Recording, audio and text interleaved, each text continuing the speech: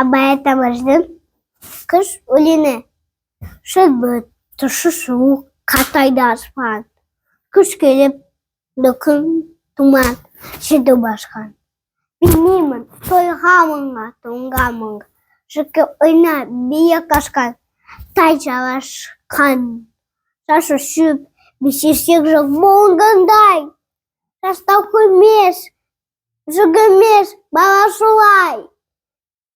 Қайшы шамын кіпі, түші кетіп, запалғындан айылған ағаш құлай.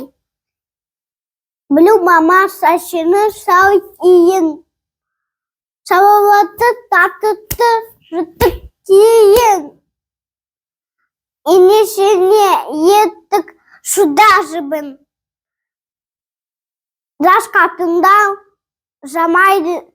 жытық жамайды иін.